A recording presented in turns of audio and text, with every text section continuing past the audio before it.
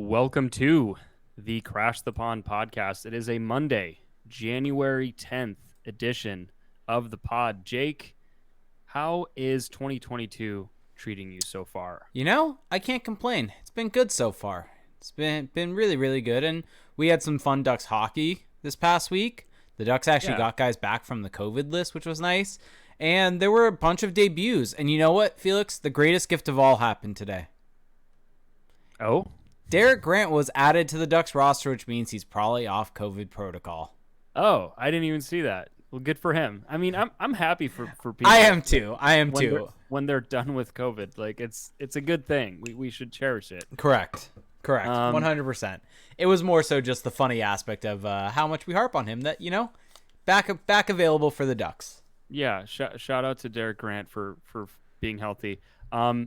Yeah, last time we recorded, I really threw you off with my question about the new year, so I figured I'd tee it up a little better for you this time. Thanks. I think it's worth noting that you hit it out of the park. Oh, really perfect. I came in with some news also, Yeah, you really hit the nice fine line of mixing in news with some personal notes. That's what we want here. Yeah, exactly.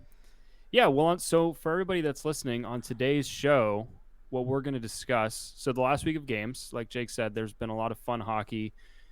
Unfortunately, a lot of COVID news that we're just going to blitz through. Some really exciting Ducks debuts. We got to see some prospects within this farm system that we've been talking about for what feels like an eternity now, and we actually got to see them in real NHL games.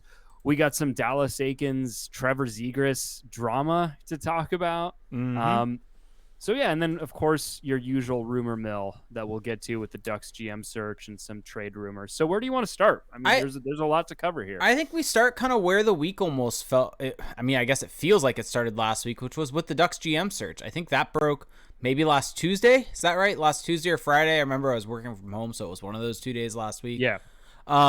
But it was announced that the Ducks, I believe it was by Pierre LeBrun, put out there that the Ducks have put together a committee to search for their new GM.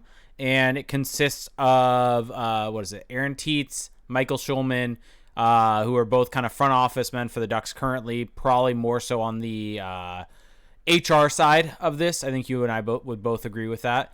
And then the much bigger news was that Paul Kariya and Scott Niedermayer are part of the committee along with the Samuelis. And so I think from the fan perspective, I think having Paul Kariya back with the Ducks, and supposedly what I had heard on some various different podcasts was that the Ducks really wanted to get Kariya back into the fold. And they really want him to be a member of the organization, do something with them, kind of be involved in hockey. And this felt like a first step for that. And so from a fan perspective, I'm so happy to see Paul Kariya back in the game. He's a guy that played the game in a very forward-thinking way, a way that was kind of really way ahead of its time. And in a way that, is kind of like it is right now. Like I said, it's way ahead of its time. And so he's also a thinker. And I think that if you're looking for someone that you can model the game off of, someone that, really was the most dynamic player the Ducks had prior to Trevor Zegras. Ryan Getzlaf is fantastic, but plays a very different style of game. Isn't as dynamic as a offensive player. He's more of a playmaker, a guy that uses his body, more of a physical presence. And so if you want a guy that understands kind of how Trevor Zegras plays and what needs to be built around him to be as part of your search committee, I think having Paul Kariya is a really great option. Yeah. Let's go with that. Let's go with the rosy approach. I'm going to be the rosy approach for this. Felix is going to throw a little rain on it. Let's go with that. Well, here's my question. Yeah. Who on this committee is qualified to pick an NHL GM? No, and I think it's a fair question to ask. I do. Like legitimately, the whole thing with Henry and Susan Samueli is that they're hands off, right? And they've hired a GM how many times in their tenure owning the Ducks? Once. And turns out that didn't end up so well. Ultimately. Well, that one didn't. That one ended up fine. It was the guy that succeeded him or came in after him ended up not being great. I think that their hands-off nature is a double-edged sword, is what I'm trying to say. I think that it has some clear positives for the organization, and it has some very clear negatives as well. That's fair, but let me ask you this. And I guess this is kind of where I fall on this. If we're going to kind of throw a critical eye at this and say, and also I want to briefly mention, because I didn't mention him, Scott Niedermayer, I think also is a bit of a forward thinker also. I don't know if I would view him in the same way as Korea, but that's also me kind of in my fan view of everything. So I think it's a good thing they're there to provide some guidance. I think the real question that I have is how much of a say are they going to have in this? But getting back to the point that I was going to make there is, what would you rather see them do? No, so this is just like, for right now, I'm talking about in the context of picking a new GM. Yep. So yeah, like, I'm not saying that you want them to be fingers in the pot for everything, right? No. I'm specifically talking about for finding a new GM. Oh. What would you rather see them do for picking a new GM, for putting together a search committee? Who would you rather see them bring in? Because in reality, a person that they would bring in would probably be the next GM if they brought someone in as a consultant for that, right? I mean, I understand. Like, I acknowledge that this is not an easy, straightforward kind of thing. Like, yeah, I'm not claiming to have all. No, the answers, I get it, but I do think, and I guess just to give a crack at answering that question, I think that you would probably like to see someone on that committee with actual NHL managerial experience, like who's actually been a GM or who has worked in a front office on the hockey operations side, because this is a hockey operations role. And yeah, sure, Niedermayer's been someone involved in that, but not at that high of a level. And so I think that that's what's missing from that board, is just someone who's actually really been in those trenches, that has had to make those tough decisions, and none of them have. And I guess that's where I'm a little confused about this board, is that you have the hands-off owners, you have Paul Kariya, who's been surfing the last, decade, and then you have Scott Niedermayer, who's been more on the development side with the Ducks, and then you have two, business side guys in Schulman and Tietz. So I'm sure that they can be the sum of their parts, and they can come to a fine decision. Like, I'm not saying that they're guaranteed to make a bad call here or anything like that, but I guess I'm a little unimpressed, or not unimpressed. Maybe unimpressed is the right word, but you don't view it in as much of a rosy lens as a lot of people do. I just don't really see the home run element for this, because I think a lot of people we're kind of painting this as, hey, this is a slam dunk for the Ducks. They really hit this one out of the park. Good on them. You saw the blue check marks coming out and saying kudos to them for bringing Paul Kariya back into the fold. And it's like, yeah, that's great. I think that that's a good thing. But at the end of the day, if the goal is to make a good decision and to bring in someone with a good thought process to get you there, I'm just curious where that's going to come from within this so group. No, and I get what you're saying, and I guess kind of I'm just trying to provide a different perspective on this, right? Who would they realistically bring in to be that person in the search committee? Because, and this is, I guess, what I keep coming back to, is anyone that you bring in that spot is probably someone that wants the job. Sure. And that is the limitation. But at the same time, like, again, it's one of those things where, sure, there might not be a perfect solution, but there's probably a slightly better arrangement. I don't know what there is, though. And I guess that's kind of where I fall on this, and where you and I disagree on this, is that I honestly don't know what the better arrangement is for this, because I genuinely, and this is a genuine question I have, I don't know how other teams do this, because GM searches, I feel like, are something that are so insulated that you really only pay attention to when it's your team or the team that you're covering. And so, like, for instance, when Jeff Molson hired why am I spacing? Jeff Gordon. There we go. Jeff Gordon. I am, for whatever reason, struggling with names right now. But did he have anyone else that he consulted with, or was that just his call? And is that better? Is that worse? Is it better to bring in other voices? Would it be better for it to just be the Samuelis? Like, there's a lot of alternate sides to this, and I think maybe the person that you might have wanted to see on this is maybe the perfect person to be part of it would be a McNabb, someone who had just left the organization, right, and managerial role. That's actually a good suggestion. Like, someone who has no stake in getting back into the game, but someone who's actually been, and like, You actually just made a really good and suggestion and maybe that is someone they're asking questions about, and maybe from a public perspective he's not announced. Yeah, I mean that could be. But it's just kind of odd that you wouldn't announce him. I mean, but you're announcing these kind of like in the shadows business guys. Zenaz8 brings us up. It's either old guys who don't really want to GM anymore, or players/coaches who are young and aren't in the running to be GM. Like, here's my thing: we always harp on this show about how the NHL is, with the coaching cycle and the GM, it's always retreads, and we always harp on the fact that it's just constantly former players. Definitely. And like that's what this is. You're bringing in 2 former players. Of course, 2 excellent players, 2 guys who have their numbers hanging in and the I rafters. think Korea in some ways isn't part of that old boys club. And I think maybe that's where I view it. And I mean, this is conjecture a little, like there's no actual a little bit of a judgment call there. Correct. And you may be right, but the point is just that, like, if we're going to be somewhat consistent with how we've talked about these things in the past, I think that it demands at least having a little, at least just pointing out that there are some flaws with how they've put this thing together. Like, I don't know who is qualified to pick a GM on this committee. I don't know who that person is. Like, again, this doesn't mean that they won't do it, that they won't do a good job. We'll get into this, but like, they're putting in the work, they're putting in the hours. Like, I'm not doubting that. It's just on its face, if that's all the information you have, these are the 6 people.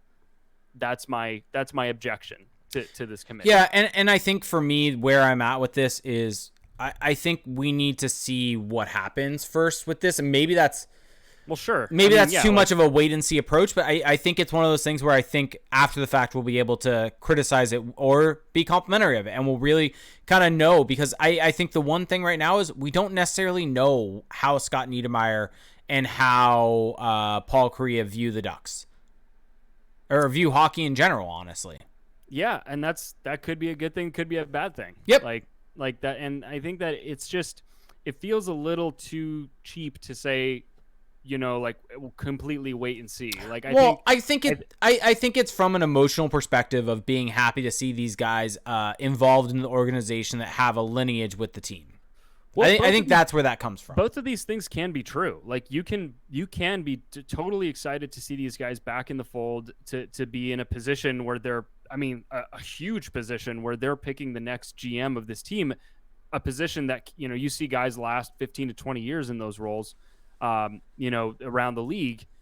So yeah, you can be happy about that. And I think you can also be a little kind of cautious about your optimism. So anyway, all right. I think that those are my thoughts on that. Yep. And I think that kind of puts a nail in that part of it. But now getting to the other part that came out, I believe it was today on the 32 Thoughts podcast, Elliot Friedman had mentioned first off that the Marc Bergevin has been hired by the LA Kings in an executive or senior advisory role, I believe is the actual term. And there's a potential for him to have an assistant GM role moving forward with him in the next couple seasons as an extension. But it's a way for him to keep his feet wet while he is wanting to get back into the game and as a GM role, and is specifically eyeing the Anaheim job. No word whether or not the Ducks are actually interested in Marc Bergevin. I would assume they are probably going to be interviewing him, but it sounds like he's interested. So first off, before we kind of get into other aspects of this, you're someone that knows Marc Bergevin better than kind of, I think, anyone in the Ducks fan base. You want to give everyone a lowdown on Marc Bergevin and why or why not he should be the next GM of the Ducks. Yeah, so last week when I was on TSN 690, the Montreal radio channel for the Canadians, they asked me about that, and I had to be very careful with my wording because I didn't want to just because there's always going to be 2 sides to that debate of the pro Bergevin crowd. And I will say this, Marc Bergevin, if you look at his tenure in Montreal, it's basically a tale of 2 tenures almost. Like, the first half was a nightmare. It was a total shit show. Like, the team was totally mismanaged, so many failed draft picks, one of the worst drafting records in the recent NHL history. And then as the years progressed, I think he over time found a way to overcome the mess that he had created, and the Canadians got to a point where they made this Stanley Cup final. They were a competitive team, albeit with some pretty awful regular seasons along the way.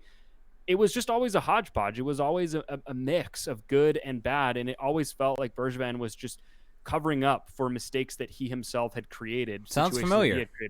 Yeah, exactly. Like very reminiscent of Bob Murray, just kind of like one step forward, two steps back all the time. And it just no consistency whatsoever. And so there's this large contingent of people that will point to, oh, look at all these trades that Marc Bergevin won.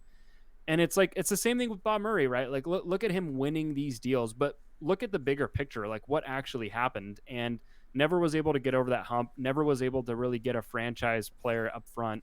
So for the Ducks, I don't really see it. I think that they do need a guy who's not afraid to make a deal. I think that was a shortcoming of Bob Murray later in his tenure, is that he just sat on his hands. He stood pat far too often. And I think that has slowed down the Ducks rebuild. We know this about Marc Bergevin, not afraid to make a deal. Mm-hmm. But I think that is both a good thing and often a bad thing for him. So for me, from a Ducks perspective, with all the things that are going right for this franchise right now, I don't really know if Marc Bergevin and the way that he views the game and how he wants his teams to be teams that are built to get through the playoffs and not get to the playoffs. Like, it's just all these weird buzzwords. I just don't know if he's the right fit. I don't know if he has the kind of vision that really works in the modern day game. And yeah, he's had some success along the way. But I think it's kind of been despite his own moves. So there's your little take on Marc Bergevin. Yep, and I'm just gonna kind of leave that at that because I really don't have a whole lot to add to it. I'm guessing you wouldn't be open to him being the next GM of the Anaheim Ducks. No, I would not. Here's the thing. So here's the next part of this is that this was reported by Friedman that he had heard this, but he could not get actual official confirmation on it. But he has heard that the Ducks are the team that are talking to the most people. They are casting a very wide net. They are leaving no stone unturned, I guess would be a way to put it. And so I think that in that sense, talking to Bergevin's fine if you're basically just going out there and talking to all available candidates. And I think from the perspective of at least doing that is a good thing for this team and a good sign. Because I think no matter what, you want them to at least be open to hearing other ideas. Even if for whatever reason they're dead set on an old school guy like Bergevin, which would suck, I wouldn't be happy with. At least they are listening to other people and they are getting these ideas in their head and having other people present different views of hockey and different ways to see it. And so even if they are dead set on getting an old school traditional guy, at least they're listening to more new school guys by the sounds of it. And I think that is a very good thing for this franchise. And hopefully that is not the case and they are listening and they are potentially going to hire a more new school type of guy. Yeah, and did you mention the part how the in-house guys have legitimate shots as well? No, I had not said that yet. So yeah, so Friedman also said that yes, the in-house guys do have a legitimate shot at getting this position, and he even mentioned the kind of what we've been saying is that Jeff Solomon was brought in over summer. He clearly had a plan that was brought in to reorganize and modernize the Ducks franchise. And ownership was clearly on board with that. And so why wouldn't that guy get a look if he was brought on recently to do that? Yeah, and I do think it's interesting. This is something I wasn't aware of, that Martin Madden turned down the first round of interviews for the Canadiens. So I didn't know that.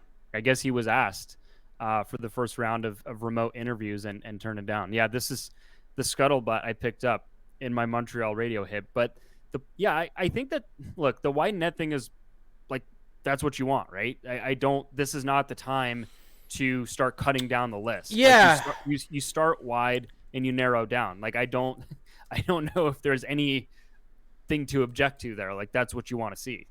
Yeah, exactly. And I'm spacing on his name. I brought it up before, but there's the 32 Thoughts podcast that they did with, I can't remember his name, but he's the consulting guy from the UK that I believe the Blackhawks have actually now consulted with, that is more so about remanaging, restructuring your entire team. And he said the one thing that he gives ownership advice on every time is that you have more time than you think, that you don't need to rush into this decision, that your best asset, your most valuable asset right now is time. and to take your time and not rush into things. And he even said, like, listen to all different sides, cast a wide net, hear different things. Basically kind of what I was just saying, that even if you're dead set on a specific type of guy, you may hear something from someone else that makes you think. And even if you don't hire them, it can introduce new ideas into your organization. Yeah, and so I think for this Ducks GM search, what's going to be really interesting to me when the dust settles is, are they going to have hired someone in-house or someone from the outside? And I was sharing this with you last week, but talking to someone who was working for the Ducks the last few years, this is not me saying this. This is what I was told, that all the good things that have happened for the Ducks the last 10 years can be traced back to two people, Dave McNabb and Martin Madden. And apparently Martin Madden is a lot more open to analytics and a lot more curious about them than maybe we understood not too long ago. And so, of course, you got to take that for what it is. But I do find it kind of interesting that Martin Madden, look, you look at the last few games for the Ducks, and the reason that they're managing to hang on in part with all the COVID issues is because of the organizational depth that they've gotten through the draft. And if he's a guy who actually does value looking at analytics in a way that other GMs say that they do, then he becomes a lot more of an appealing candidate to me. And yeah, he's a little bit of, I mean, he's completely unproven, but that's also kind of what you want. So maybe I'm going back on what I've said about him in the past, but I guess the one thing that's kind of interesting to me in all of this is that the Ducks are clearly, it seems like they're not going to do the president of hockey ops route. Like, this is just purely going to be a GM. I don't know, honestly. I don't know if there's ever been confirmation that they will or won't do it. I think it's just been approached as a GM search, but I don't know if I think on 32 Thoughts last week they said it's unclear if they're going to go that route or not. Yeah, I mean, to me, I think that that's the ideal situation, because you talked about time being an asset. And I think nowadays GMs have so much to do. They have so many different tasks that they didn't have to do in the past.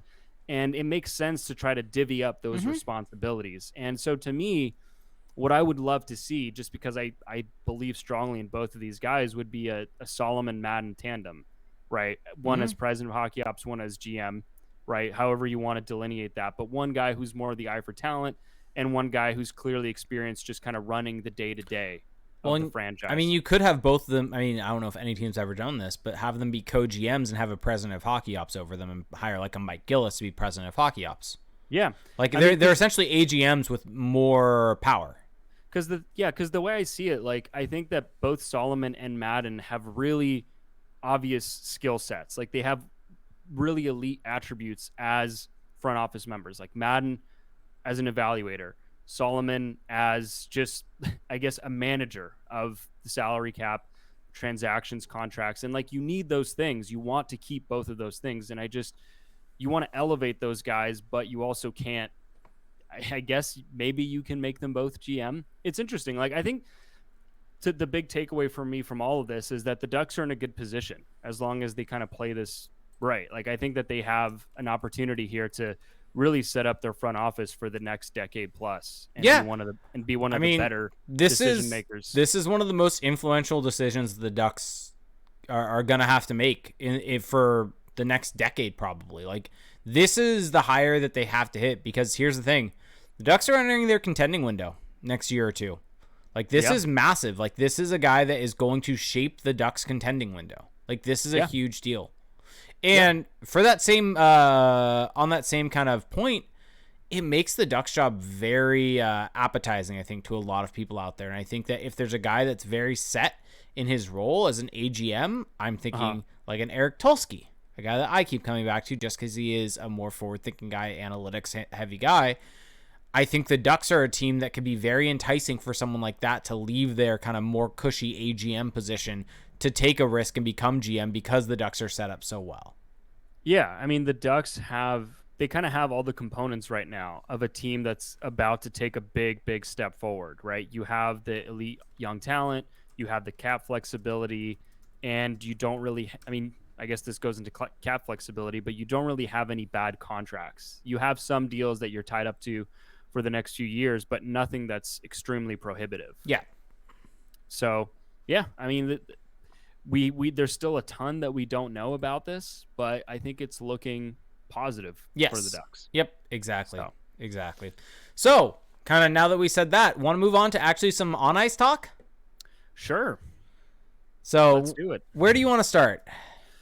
Well, I think we should just just quickly blaze through the COVID stuff. Yep. I think that it's worth mentioning that almost I think everyone is back except Sam Carrick. Is that correct? Lindholm's not either.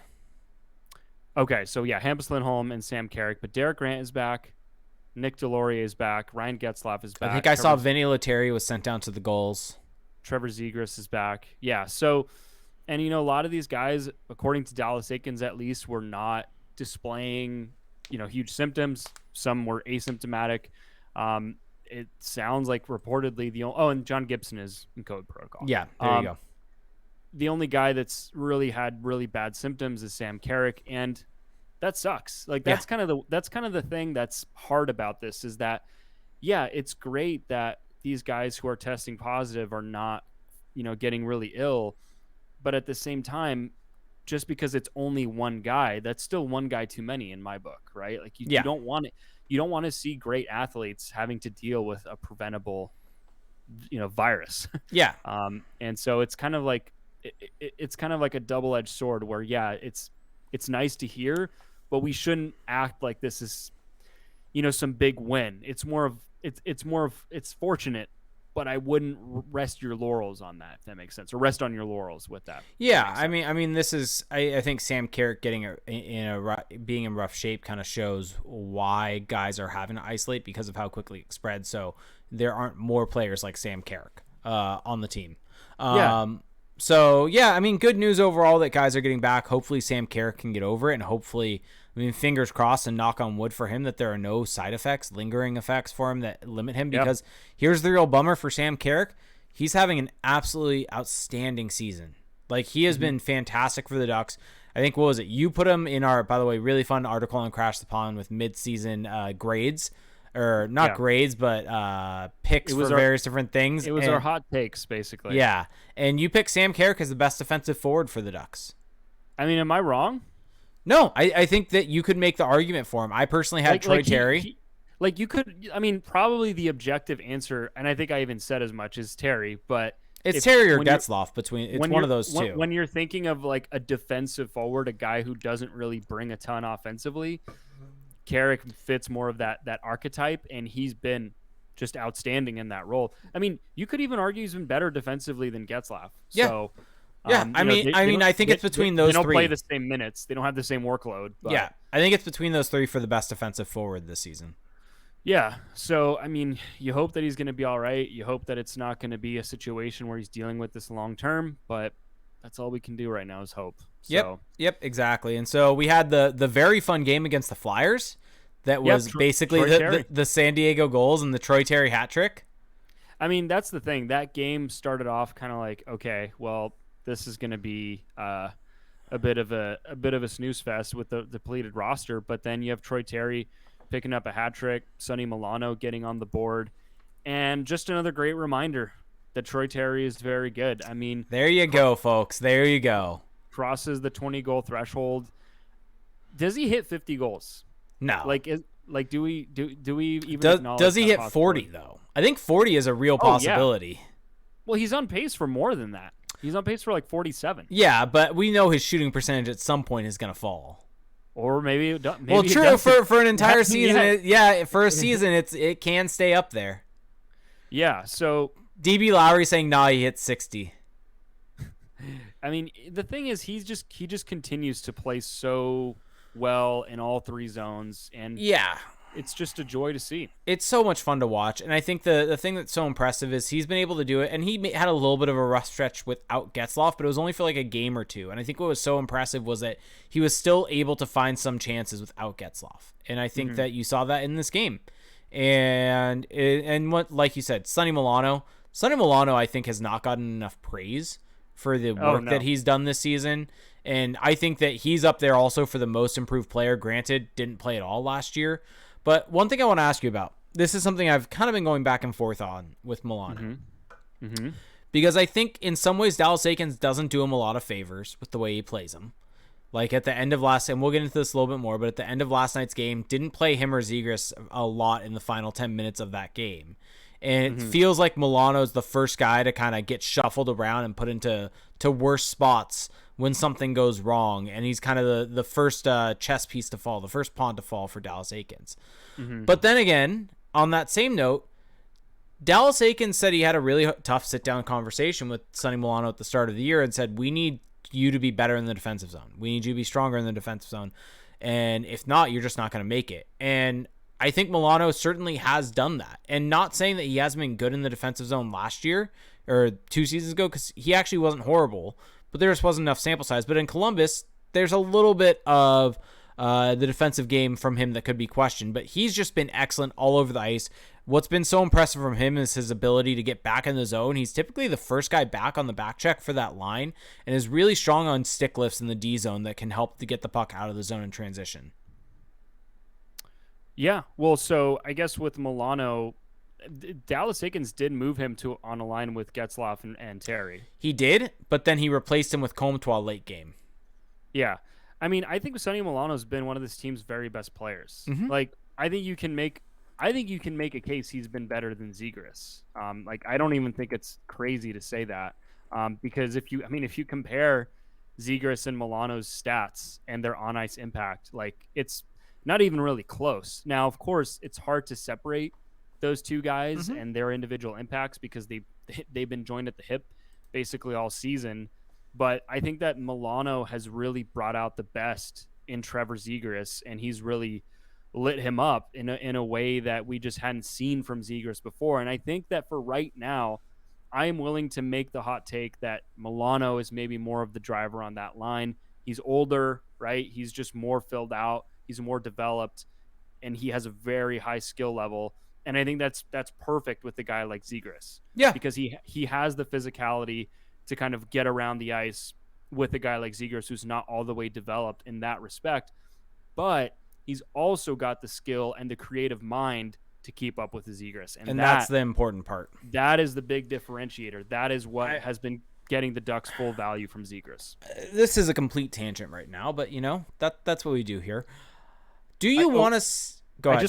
I want to say quickly this though. Despite the fact that Milano's stats are better than Zegras's in terms of like the RAPM charts, I do think that these types of models tend to underrate playmakers like Zegras. Like if you look at Kaprizov, Patrick Kane, guys like that, they tend to not look as good in these models. And so anyway, just want to put that out there. Yeah, so here's a question that I keep coming back to.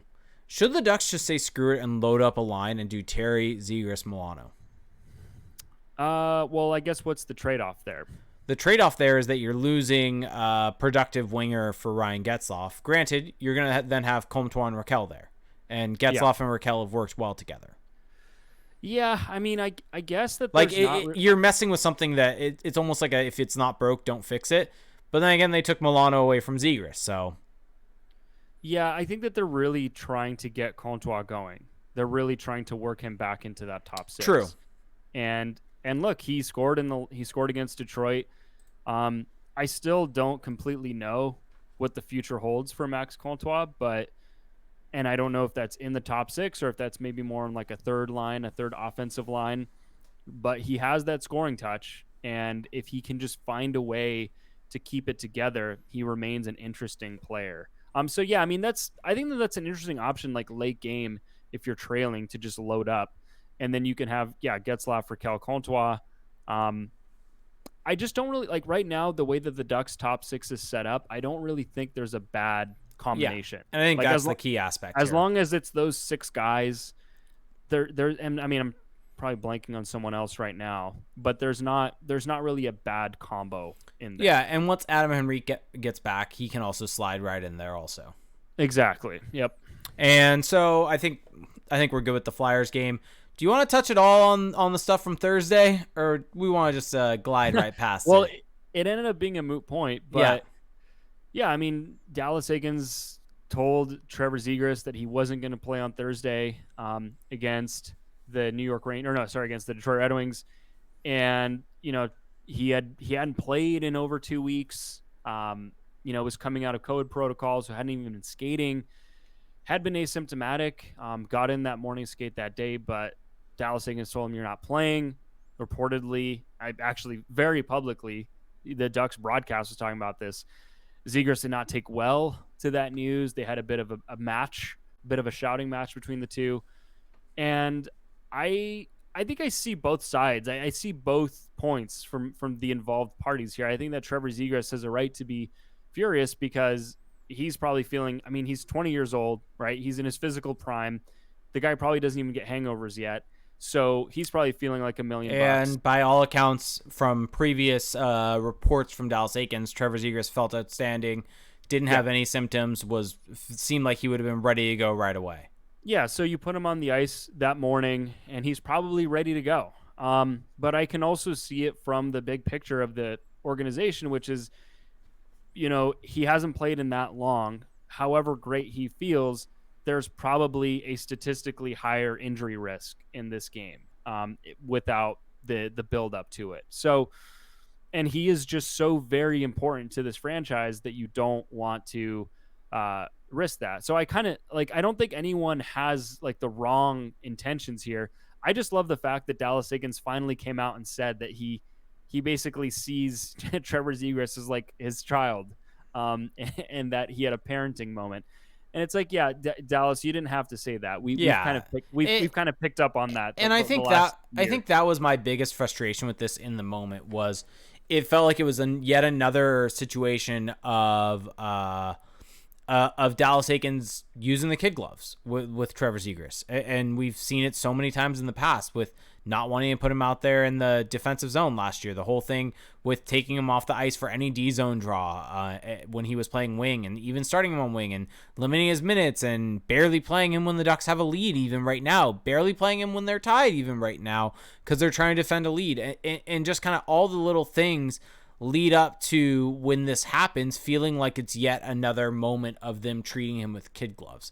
And I think the one thing, I guess, from my perspective that made me feel a bit better was it didn't seem like that was the case, because come Saturday's game, or when Saturday's game came against the Rangers, Ryan Getzlaf had cleared protocols, but because he cleared that day, is my assumption, they weren't going to play him for the same reasons that they weren't going to be playing Trevor Zegras. So it seems like, and the broadcast even mentioned this, that they're making it a rule where the guy has to skate one day prior to a game when coming off COVID protocol before playing. And I think that's a fair strategy, but I think that in the moment, with all of the information in front of us at that time on Thursday, it felt like it was kid gloves. But turns out it wasn't.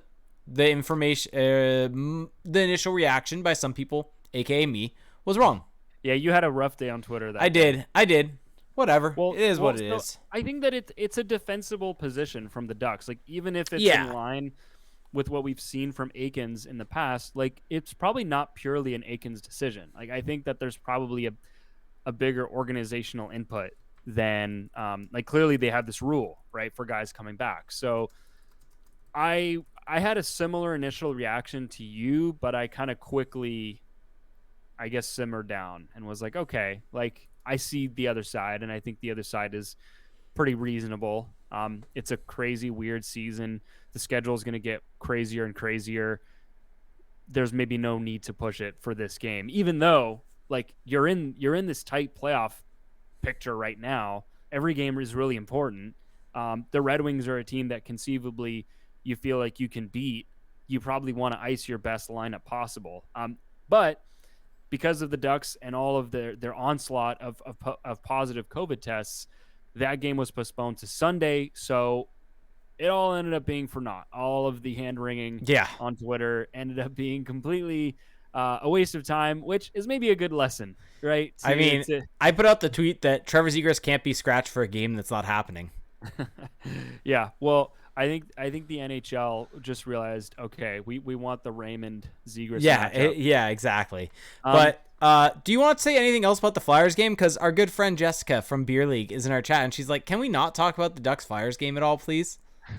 She's a Flyers fan for everyone out there. We'll go past it. We already talked about the Terry hat trick. We'll spare her.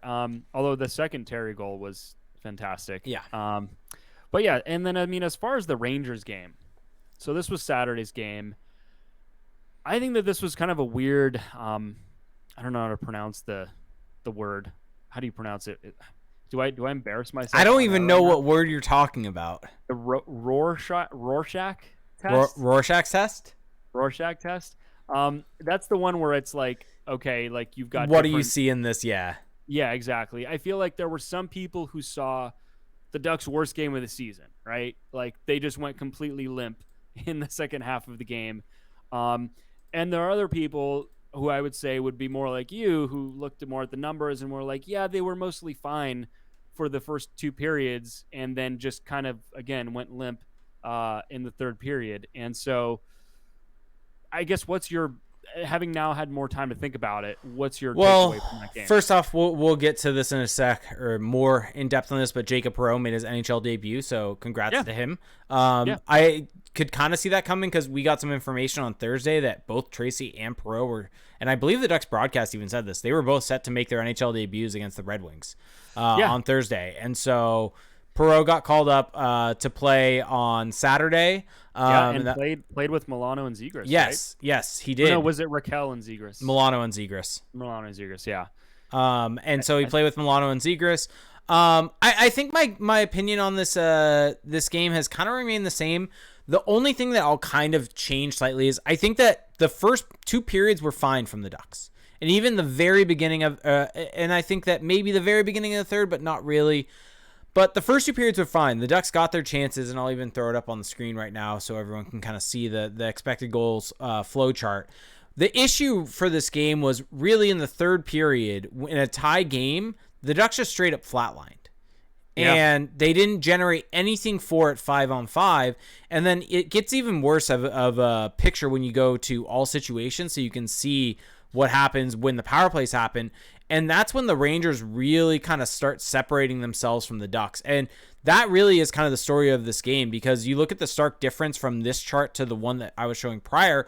It's the fact that on the power play, the Rangers really generated a lot of chances. And the Ducks, when they got their power plays, because they had some, they still flatlined.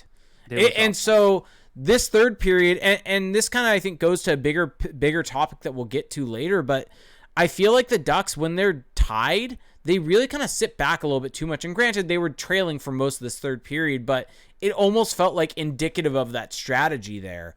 And I mean, Jakob Perreault got benched, I think, somewhat through that third period. And now, granted, it was back-to-backs, but he didn't really play much in the third period, which I felt was odd when you're trailing a goal and you have a guy that comes up to specifically play in an offensive role to not put him out there and get him going. Well, he had already scored, so no need to play anymore. True.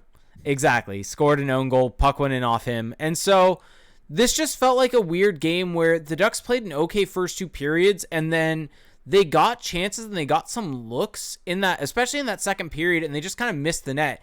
And it's really funny because they had 10 shots on goal for most of the game. Yeah. I mean, it was one of their more dismal offensive performance from a shots on goal perspective, but shot attempts actually not horrible, especially at 5-on-5. I think they won the shot attempt battle at 5-on-5. Well, that's the thing, is that they, especially in the first two periods, like you could see some shifts where they were working the puck down low, getting the puck into the slot, getting some looks, but it just never kind of like fully materialized. And I feel like that's the disparity you see a little bit. I also want to note this, since we're on the topic of the power play a little bit. Remember in the beginning of the season, the whole like Newell Brown and Jeff Ward have reinvented the wheel narrative about the Ducks power play? Mm-hmm. I'm listening. The Ducks are now 23rd in expected goals for per 60 on the power play. Like, I mean, do we need to revise that a little bit? No, here's one thing I want to bring up though on these games. Like, they've gone from like third in the early season to like bottom tier of the league. No, I know. One thing I want to bring up with these games, though, and this is, I think, the tough thing when it comes to analyzing any of these games, is the amount of guys out with COVID makes it tough to get an idea, because the Ducks didn't have Lindholm, they didn't have Gibson. Or they didn't have, not Gibson, I meant Getzlaf, but they also didn't have Gibson. And so I think missing those guys really makes it harder, especially Getzlaf on the power play. But the one thing that I think is a major issue for the power play right now is the reliance on Jakob Silfverberg there. He's nothing offensively at this point in time, and he should be nowhere near a power play. Yeah, it's kind of painful to watch with him. Like, yeah. Is this going to be a bold statement? Nope, not gonna say it. Never mind. Oh, Backtrack. you were gonna go there, weren't you? Go where? Were you gonna say he's cooked? No, nope. Oh, okay. I was gonna bring up someone that I would rather see on a power play than him, and then I realized, nope, not true. Is that a Freudian slip by me then? Yeah. Here's the ironic thing though, Jake. His numbers on the power play this season, RAPM wise, actually look fine. Like they look good. It's more so he just doesn't have the necessary offensive talent, and maybe it's a situation of kind of reading off his 5-on-5 numbers, which mainly come from the fact that I think his hip injury has really caused him to not be able to get into the same position. So maybe on the power play he's able to still get to those positions with more space. Or maybe playing with Isaac Lundestrom hasn't helped him. That too. Ooh, too spicy. Maybe too spicy. There's a lot of spice to be had in the Ducks' third line. So getting back to this game though. So I think we're both kind of at the same point here, was that this game wasn't necessarily as horrible as maybe some people would want to think it was with the shots on goal performance. This was a 2-period performance from the Ducks team, though, with an absolute miserable third period that they generated barely any offense and couldn't get anything going. Yeah, and I mean, they had some good. I mean, there were some moments for Anthony Stolarz as well. Like it felt like he was keeping the minute. Like I mean, the Rangers had 40 shots, and then it all just kind of crumbled in the third period. Yeah. So and so, what did you think of Jakob Perreault though in his debut? I really don't want to go there, but okay, I'm gonna leave it. It's too mean. But okay, I'm just gonna say it. So on the Ducks Instagram, they put out the picture of him coming out for his rookie lap. No bucket, which I think is great. Like I think that's like a team thing. I know where you're going with this. And the comments were so cruel to this he's 19. Like, give him a break. He's starting his NHL career, and there's comments like, "What's with the Ducks and balding players?" And it's just like, guys, we need to pump the brakes here. He's gonna read these. He's 19. He's Gen Z. He's gonna read all this. Yeah, there were some cruel comments about his hair, and you know what? As a fellow balding man, my heart goes out to him. I support him all the way. Anyway. That took a turn I was not expecting. With that out of the way, I thought he was fine. Like I thought, like he had an opportunity to score, like actually more than once. Like he hit a post off for redirect. He had some good looks. I mean, probably should have scored in this game. I mean, the 2-on-1 with I believe it was Rickard Rakell, where the puck got in his backhand and he just kind of flubbed it. Had a wide open cage to shoot at for the most part. Like. Probably, I mean, it's a hard play to make because you're on your backhand, but I thought that he was getting to the right spots. He was getting looks, and I thought that he was also creative in the neutral zone. There were some times where he kind of did the Zegras thing where he was handling the puck but stopped skating, and it allowed defenders to close on him and get possession back. But overall, an encouraging game from him. I mean, he's another one of those guys who I think there is a potential upshot where he becomes a top 6 player. There's also maybe some issues where he doesn't fully get there, but either way, I think that the Ducks have a solid NHLer in him already. Yeah, and I think we'll get to this again with Tracey in a minute, but I think as much as I'm critical of Eakins for not necessarily playing him when the game was on the line, they really needed offense. I think he still does deserve credit for putting this guy right into an offensive role. Yeah, and played on the power play. Yep, exactly. Minute. Yeah. So, and that's the thing, and it's kind of like what we've seen with Zegras a little bit is like when Eakins goes all in on these guys, he puts them in the right position like right away. There's not too much messing around. So. Yeah, I think his last shift of the game came when the Ducks were on the power play, and I think him and Rakell both jumped over the boards for the 2-minute on the ice call. Yeah, his last shift of the game was with like 30 seconds left. Oh, sorry, the last meaningful shift, I guess. Okay, yeah, you're a little all over the place with that. A little bit. But yeah, no, I thought he looked good. I think that he's a prospect I'm really excited about because I think he has that skill profile. A better skater than I think that we've all kind of thought about with him. He moves well. There's definitely some things he's going to have to work on. Like you could see it at times, and maybe that's just lack of chemistry, where he was overhandling or missing passes, or maybe not filling the right lane. But I think over time those things will smooth out. I guess my question for you is, do you think he's on the Ducks to start next season? Yeah. Wow. Slightly bold take. Yeah, I think he's basically ready right now from what I saw. Interesting. Like I think at this point in time, he looks like he has an NHL shot. He looks like he's there. He's almost scored. He looked He dangerous. definitely has. He definitely has an NHL shot. Yeah, he looked dangerous. I mean, you have to put him and insulate him a little bit there, but I think he can be dangerous. I mean, that line on the whole. Let me get to. They dominated. They were absolutely dominant, and so that's why some people were kind of wondering why would you split up Raquel or take Raquel off that line when Raquel had worked so well for that line on the whole.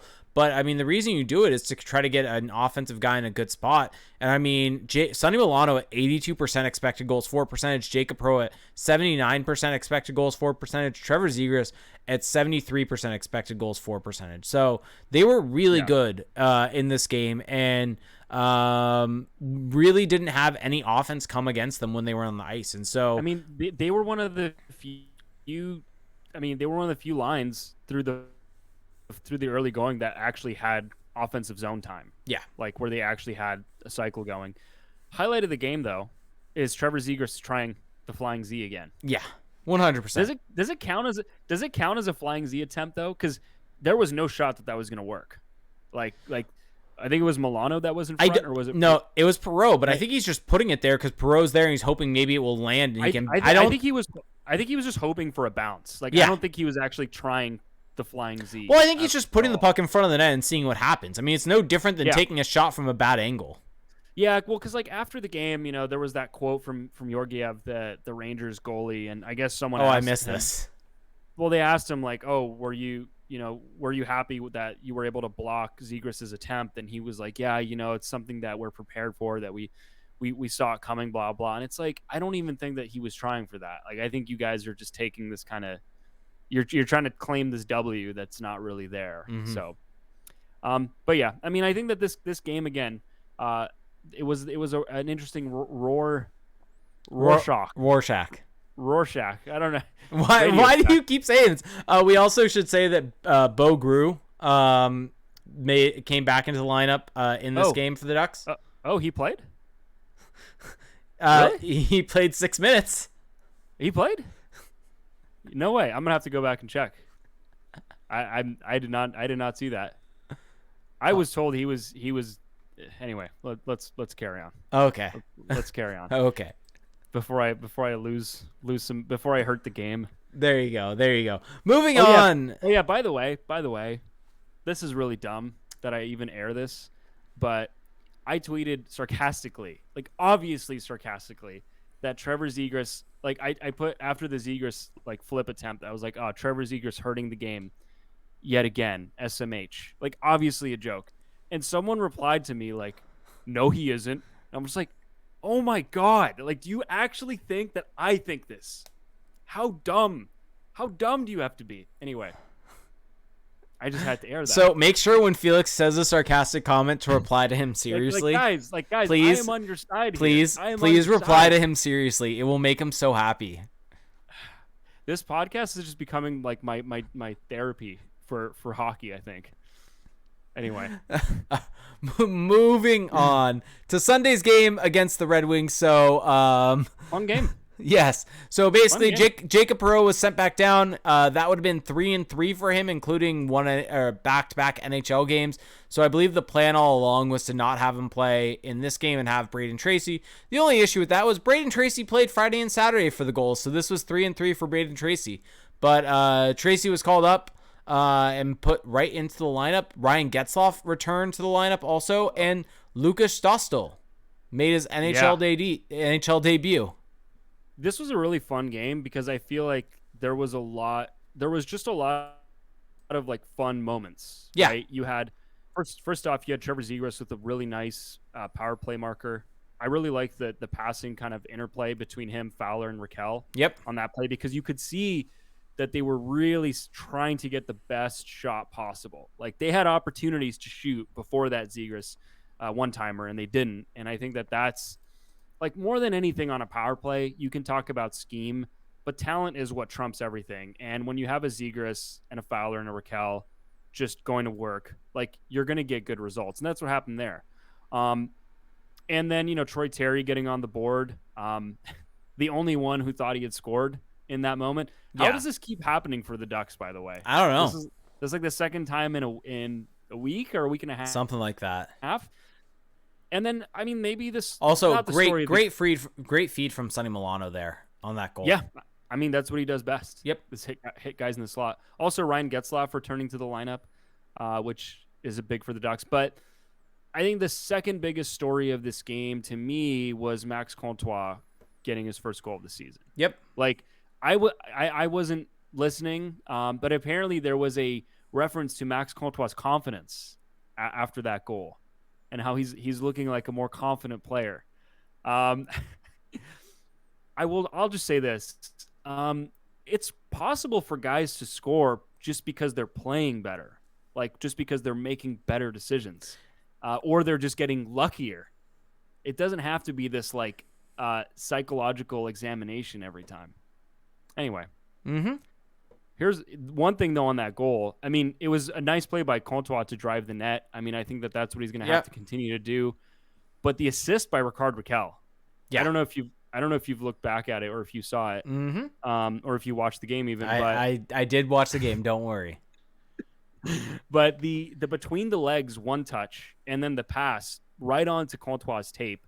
I mean, that's the kind of playmaking that we haven't really seen a lot of from Ricard Raquel in the last, I don't know, year. Yeah, I feel like there was a time where he was more of a playmaker type, and then when he eventually got paired with Ryan Getzlaf, that's where he became more of a finisher. But he's got that to his game. And do you now reconsider trading him? No, Jake. No, my opinion has remained the same completely on it. So yeah, no, it's a wonderful play from Ricard Raquel. Trevor Zegras gets a secondary assist on it, so he then had 2 points on that in the night. Yeah. Lucas Raymond had only 1 point on the night, so Trevor Zegras wins the Calder Bowl. Yeah, Mo Sider only had one. Yeah, assist. So yeah, Trevor Zegras outduels Raymond and Sider. Yep. So nice little nugget there. But the story of the night to me, by a mile, like not even close, is Lukas Dostal. I mean, he looked fantastic. He looked very excellent. He looked so compact in his movements. He looked like he was able to see the puck almost every time and being able to really get strong pushes.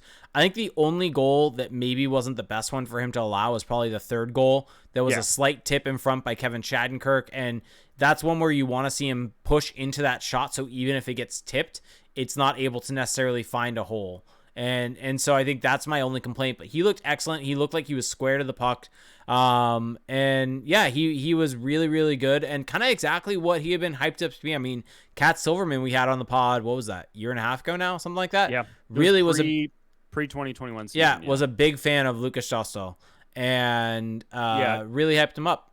Kind of weird because like the GSAX on the night is not actually that good for him. He's actually negative 0.13, but that's right around break even. So well, I mean, for a 21-year-old kid to come in and be break even in his NHL debut, that is actually something to still like kind of be awestruck. Yeah, and I think that they're in such a small sample, you give a little weight to the eye test as well, and just like is the process sound? And like he's kind of like the anti-Gibson to me, where Gibson is so reliant on making the first save and kind of trying to react into the second save, whereas Dostal is, because he doesn't have that elite athleticism and is not quite as rangy as a Gibson or a Stolarz, he has to be way smarter and way more tactical with when he's pushing out, how far he's pushing out, all those different things. And you can tell that on top of being a good athlete, he's also, I mean, I think he has a high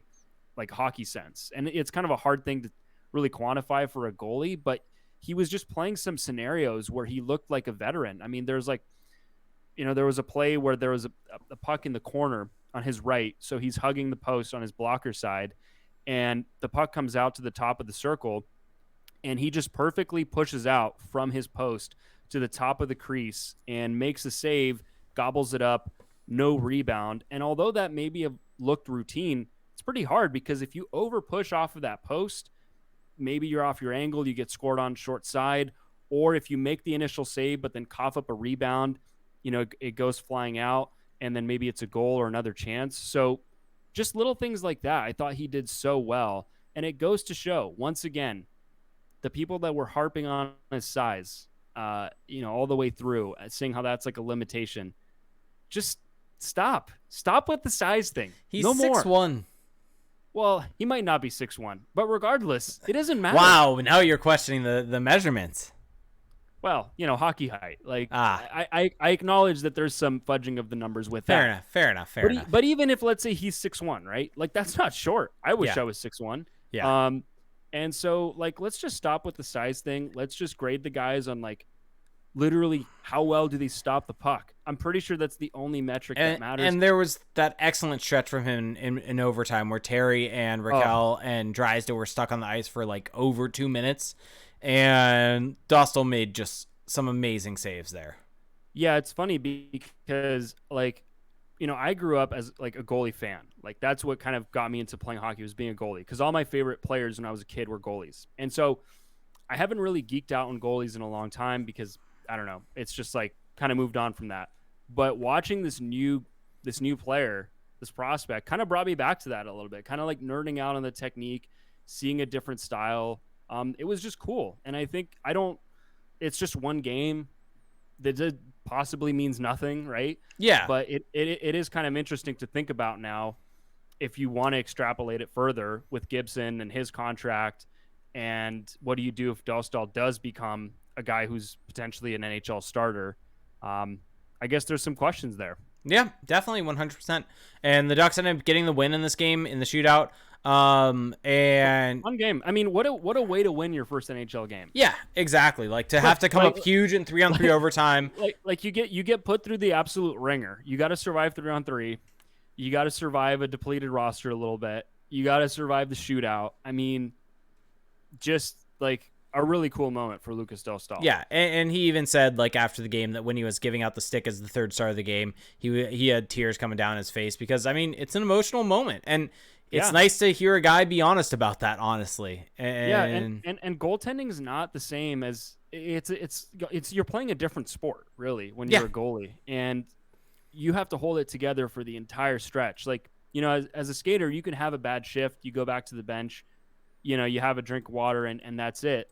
But as a goalie, if you make a mistake, it's a goal against, and there's not you can try to shake it off, but it's a lot more difficult. So much more mentally challenging from that perspective. So to see him come in with the relative inexperience and turn in what looked to me like a great performance, maybe the stats don't agree, I think it's just a really cool story. Yep, exactly. And so a couple kind of big picture items from this past week that I want to ask you about before we get into the rumors, and then eventually some questions, unless you have anything else on the Red Wings game that you want to touch on. I feel like there was one thing. I mean, Brayden Tracey played in this game. Certainly wore a sweater. Yeah. Don't really this know. Definitely felt like them giving him a game because he was going to play against the Red Wings on Thursday, and this was 3-3, and so they gave him a couple shifts in the first and second period and then let him ride the bench. Here's what I will say. There's been a lot of hype with Brayden Tracey this season, and deservedly so. I mean, he's been racking up points in the AHL. Like, he's earning it. But I am not ready to make the heel turn that he is all of a sudden this revived prospect. Wrestling? Until I see it in the NHL. Why would he be making a heel turn? I don't know. I think I'm saying that, like, literally. Like, I'm not ready to just pivot. I'm not ready to make a 180. Wait, are you going to make a heel turn? I feel like that's a babyface turn for you. I legitimately don't know what you're saying. Exactly, right now. Which is why it's great. All right, back to what I was. But hold on. I just want to say that Tracey hype, you can have it for now, but it's AHL hype. I need to see it at the NHL level before I'm ready to make a heel turn. Babyface turn. To make a baby-faced heel turn. Yeah. There you go. All right, so here's my big picture question for you. A couple of them. Okay. Is it concerning at all for you that over this past week the Ducks were on the negative side of, or below 50% of the expected goals for percentage in every single game, at 41% against the Flyers, 47% against the Rangers, 48% against the Red Wings? I think slightly. I think if you look at like their rolling charts in terms of their expected goals for percentage, like they're trending downward. And it's kind of been a building thing. And it does make you ask a little bit, like, what's the issue? I still circle back, though, to the fact that the rosters are so all over the place right now, so depleted. The schedule is hectic. I'm not ready to say that this team is truly in a funk until they have their team for a significant stretch. So kind of, but not really is my answer. Yep, I agree completely. My other thing is this really put into focus for me against the Red Wings a late game strategy for the Ducks. And it really popped in my head because of the broadcast, honestly. I know we give them crap a lot, but they mentioned that the Ducks have played the most overtime games out of any team in the league. Yeah. And it feels like that is almost by design from Dallas Eakins, because wasn't it that they mentioned that they lost the most one goal games last year, or they were in the most one goal games last year, or something like that? I feel like that was a conversation. And so I feel like when games are tied, or even when the Ducks, I mean, it's the same strategy when they're leading by one. I feel like the strategy is to just put out guys to try to get the game to overtime to get the guaranteed point. So here's my counter. Uh-huh. Here's my different way of looking at this. Where do they rank in terms of blown leads in the third period? Because I don't know if they're getting to overtime by design. I think that by design, they're trying to coast to the finish line or just tighten the game and eke out the win. But by doing so, they're actually hemorrhaging shots and chances against, and that's what's getting them to overtime. Yes, I agree. I don't think they're getting to overtime because they actually want to. So I think that it's two different things here. I think that the overtime is a product of how they're playing, but just not something that they actually want to be happening. I think that's a fair comment about when they're leading. When they're tied, though. Sure. When they're tied, and that's more so what I'm wondering here. They still stop playing. That's right? Well, but I think it's also a coaching strategy. And I think that because how many times have we now seen late in games, 1 minute left, tie game, who goes out? Isaac Lundestrom and Jakob Silfverberg and whoever they have on their way. And they get skewered alive. Well, they go out for an offensive zone draw with like a minute left in the game, and it's just like, what are we doing here, right? Like, put out like Trevor Zegras, and I just feel like Trevor Zegras, and maybe this is us. Someone said Trevor Zegras paranoia about his ice time, and sure, maybe it's that, but it's just simply bringing up a fact that he doesn't play in tie games. Like when the game is tied, especially tied and it's late, he's not a guy that sees the ice at all, really, and it. To me, that really puts into focus, or he doesn't see it that much.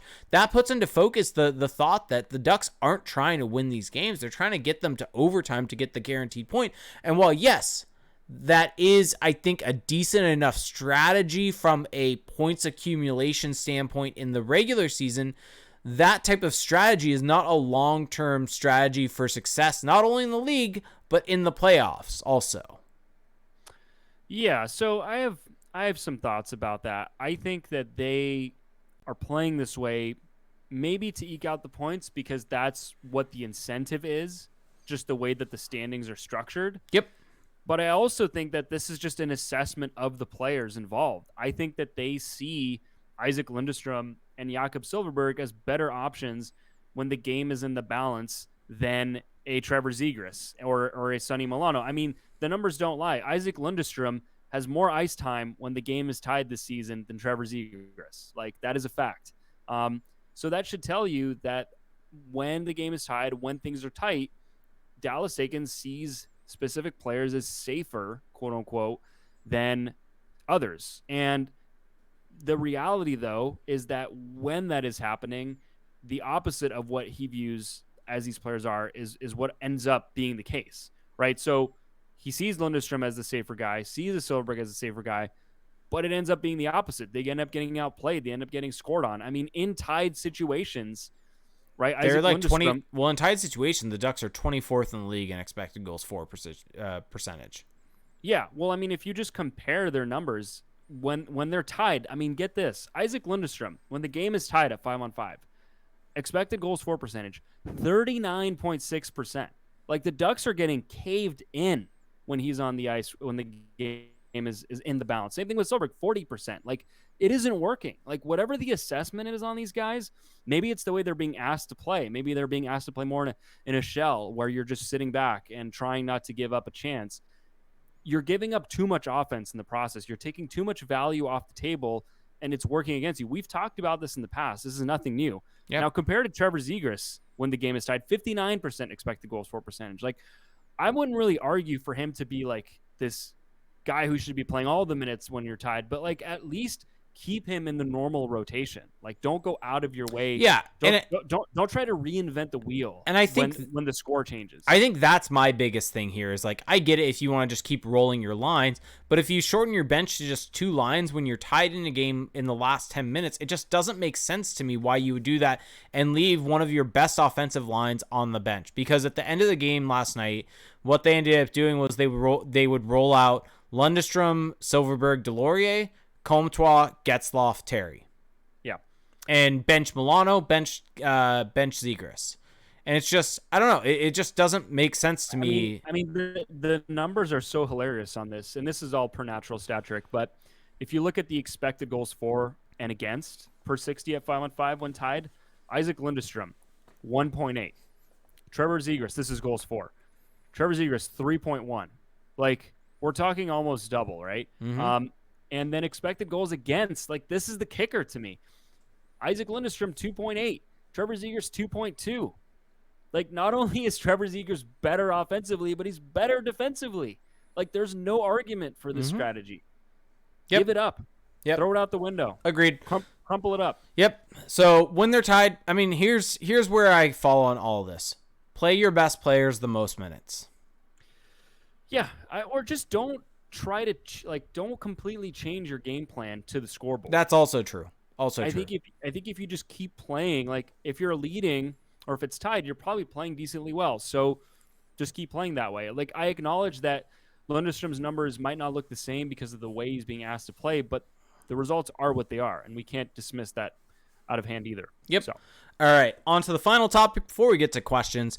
Jakob Chychrun rumors. So yeah, you're all over that. This is your moment. I had mentioned him months ago. Probably not months ago. Maybe months ago. I don't know. Who knows? As being a potential target for the Ducks.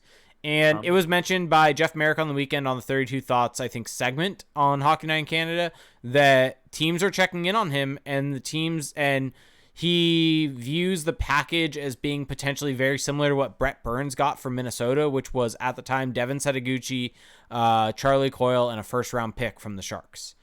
And he said the teams that he could see matching that, and not necessarily teams that he knows are involved, teams that really jump off the page at him as teams that could be involved based upon either them liking Jakob Chychrun or their situation are the Ducks, the Kings, and the Blues, and also based upon what they have within their system. And so supposedly the Kings have long had interest in getting Chychrun. The Ducks with the Lindholm situation could go, and then also the Blues. And so, I mean, looking at the numbers, Jakob Chychrun, if you look at the JFresh's charts for this season, or the ones that include this season in them, they don't look as great as if you exclude this season. I think part of that is due to just how bad the Coyotes have been. But yeah. Chychrun is an excellent player, 23 years old right now, going to be 24. I think you have to move Hampus Lindholm before you get Jakob Chychrun from the perspective of you want to use what you get for Hampus Lindholm in the deal. And also, if you do get a Jakob Chychrun, you can have Lindholm still on the team because, I mean, is Jakob Chychrun a third pairing defenseman? No, and Cam Fowler's not going anywhere. Yep. So there's your case. Yeah, I mean, I think that there's the thing with Chychrun to me that makes him appealing outside of the on ice is just kind of the package deal with the contract. Like the fact that you can kind of neatly fit him in to kind of this team's timeline, right? It's like a light version of the Eichel situation and why Eichel made sense for the Ducks, because you could just kind of fit him right into this team's upswing, and you're not really gonna impede this team's progress long term. So, yeah, I mean, there's gonna be some moving that's gonna have to happen to get him in, but it would be interesting. I mean, ideally, you would want to get a first round pick. Take your first round pick that you either get for Lindholm, Manson, or Raquel. Who knows what you end up getting, but you should get the Ducks' first round pick this year is not going to be that and not as enticing as in the past. But Correct. It's still a first round pick. Correct. But you can or you can definitely either use a first round pick that you get or replace your own with one that you trade for. And so this is a situation where the Ducks really need to make a move before doing this. But if it ends up being, let's say, Comtois, Perreault, and a first, would you do that? Ooh, man, that is tough. Maybe my Perreault bias is showing. I mean, realistically, if you can still hold on to, because you're assuming that you have another first, right? That first you're shipping out is basically a wash. I mean, to me, the only thing you're really giving up there is Perreault, because I think Comtois, as much potential as I think he might have, there's also some limitations. So I could talk myself into that. Yep. It's not like a slam dunk yes, but there's a comfortable yes to be had there. Yep. I'm assuming you would do it. Yeah, I would do it. Okay. All right, so let's get into some questions. So we've got some questions from our Discord. So we'll start with that with podcast questions from there. Darko Theory asks us, how concerning are the persistent issues with penalties, specifically late in games? I mean, yeah, don't take penalties. Yeah. I don't know. I haven't really dived into the topic, but don't take penalties. Yep. I don't know. Yep. And Marty said, what do you guys see as the ceiling, think the ceiling is for Dostal based on his body of work so far? I mean, the ceiling is an NHL starter. Yeah. Like a good NHL starter. Yeah. I don't think he's like a top 5 goalie in the league type of guy, but he is a legit NHL starter. But I think he could have some really elite seasons like mixed in. Yeah. I think that's in the range for him. Yep. Olaf is Berserker asks, if the organization decides to lean into the season and buy for a playoff run, which you and I both agree would be a very bad decision, what are the needs/areas where they add? I mean, I think it's pretty obvious. It's the bottom 6 forwards. Like the forward depth is a big drawback of this team's current competitiveness. They need more offense from the non-Zegras, non-Getzlaf line. If you were to implement a good third line and drop Lundestrom and Silverberg to be a fourth line, I think that would be the biggest thing for this team.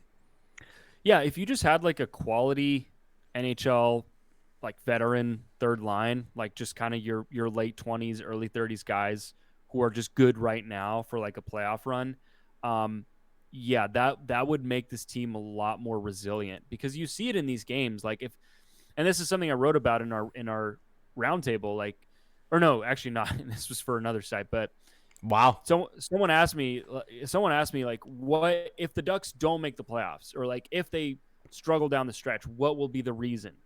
And I said, if they get a drop off from their top 6, like if Terry's pace really falls off, if Zegras hits a bit of a slump, like they're in trouble, because they have gotten nothing from their bottom 6. And we've sung Carrick's praises, but he's really on an island in that bottom 6. So yes, if you're going to lean into the season, and like that's the thing, you could probably, if you want to have a little bit of fun with this year, you could probably get yourself a rental for your third line at not that high of a cost. Like you might be able to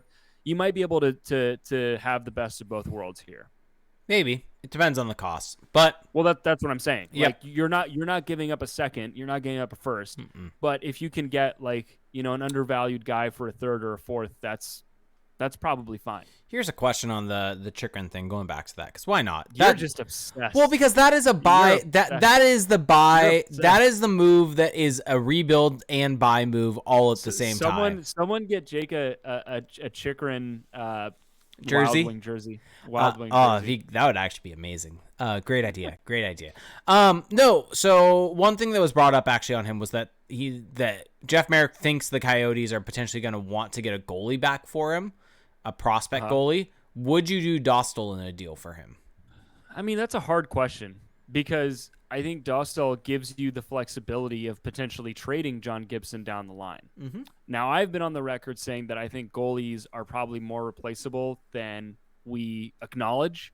So maybe I'm being a little bit inconsistent here. And does the value of Dostal go down by the fact that John Gibson is locked up long term here?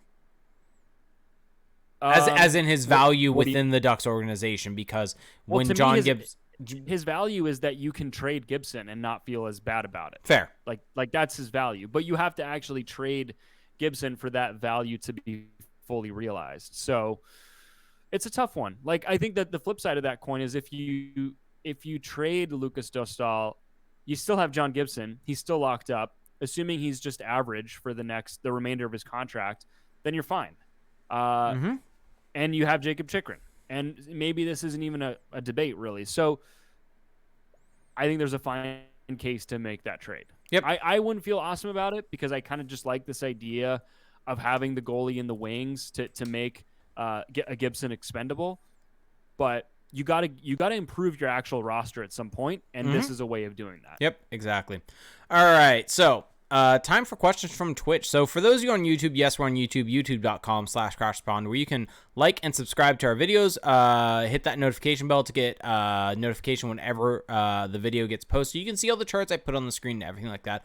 Or if you're on one of your favorite podcast services, the real fun thing is our Twitch stream. Our Twitch stream goes live each and every Monday night at 8 p.m. where you can interact with us as we go along in the Twitch chat, interact with other people also in the Twitch chat. And with Amazon Prime, you get one free Twitch Prime gaming sub each and every month. You do have to hit that subscribe button after 30 days, and you can be just like Bionic Chris, who resubbed for 15 months, and Olaf is Berserker gifted a sub to Austin Price 529. So for anyone in the Twitch stream, throw your questions in the chat, and we will start getting to them as we go along. Austin Price 529 said, do you think the new GM will have the discretion to hire their own coach, or will the Ducks guarantee that Eakins remains the head coach? Sorry, can you repeat the question? I was scrolling through our Twitch chat because I haven't actually looked at it yet, and I'm loving the amount of Discord references. Apples and oranges. Oh, I missed that. You hate that. Sorry, repeat the question. Do you please. think the new GM will have the discretion to hire their own coach, or will the Ducks guarantee that Eakins remains the head coach? I think absolutely. I mean, that's got to be a stipulation if you're the hire, right? Like you gotta have, like, if you're gonna hire me to build your team, you got to let me build your team. I can't be forced to have this coach, right? That would be insane by the Samuelis if they told their new hire, who they're going through this great wide net process of looking for, to ultimately tell them, no, you have to have this particular coach. Yep. I mean, and it could still end up being Eakins, by the way. But I do think that there's nothing wrong with seeing what's out there. I mean, we know Eakins is not perfect by any means. Yep. Zenaz8, I mean, this is going to be a question we just get every time, but do you think any of Manson, Silverberg, Raquel get traded for young player / pick this year? Yes. I'm going all three. Silverberg? Yep. I thought that. I think I'm just so used to that being Lindholm. Silverberg does not get dealt. There's no way. No one takes on that deal. Yeah, and also he hasn't done anything to kind of boost his value. So. Someone asked me about this, and oh no, it's for a Patreon episode. No, I'm getting everything confused because someone asked us about buying out Silverberg. So that's something we'll talk about, I guess, on the Patreon episode whenever we record that, whether this week. It's supposed to be last night. Yeah, Chargers game really threw us for a loop. Chargers had to just kind of jerk us around. SJ Hawking with a good question. How do the Ducks replace Lindholm if it's not with Chychrun? If it's not Chychrun, I don't know. I mean, that's maybe the argument for Chychrun, right? Because if you don't have Lindholm, your left side is basically Fowler, Mahura if he comes back. I mean, it's kind of. I mean, you have Simon Benoit. It's not really that exciting. So maybe this is why you have to do the Chychrun deal. Now you get why. Well, I don't know. I think that it depends on the cost. The cost is the key. True. Zenaz8 said let's start with this. Rex Azar said, Terry, over under 45 goals.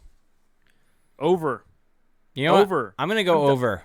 I'm done shorting Troy Terry. I'm done not betting on him. I'm going all in. Yep. Zenaz8 said, apples or oranges, which is your favorite? Ooh. So I'm going to go apples just because, yes, it is apples to oranges, so not a perfect comparison, but apples have more versatility. I feel like with oranges, What do you have? Naval, Valencia. Um, I think I've named all the orange types. I know. I'm gonna go with I oranges because they're better. Wow. Wow. Okay. Okay. I mean, that's certainly a take that I don't know if I fully agree with, but I think is potentially defensible. I will say this: orange juice is better than apple juice. Freshly squeezed orange juice. Apple juice is not good. Well, the worst part about apple juice is that the like, the purely like artificial, what is it, treetop? Is that the brand? Treetop orange juice or apple Mott's. juice? Oh no, Well, there is treetops. Yeah, you're right. like that stuff is crack. Like I could drink a gallon of that. It's too good. That's the problem.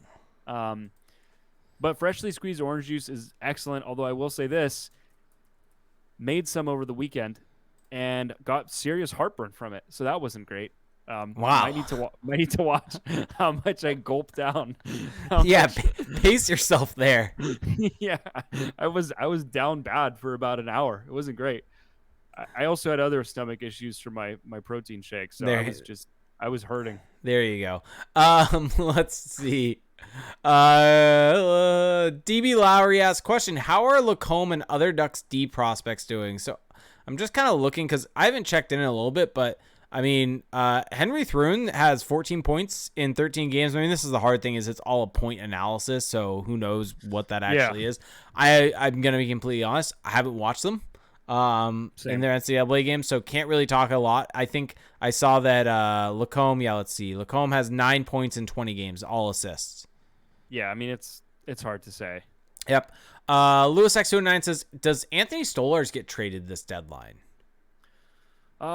Let's see. Is he a pending UFA? I'll double check that real quick. No, he has one more year on his contract. So I say no. I mean, I think for the Ducks, it doesn't make sense to trade him. Like he's a cheap, fine backup. Like why would you like it? That seems like an undervalued commodity in the NHL right now. Is like just good goalies. Like look at the Edmonton Oilers. Yep.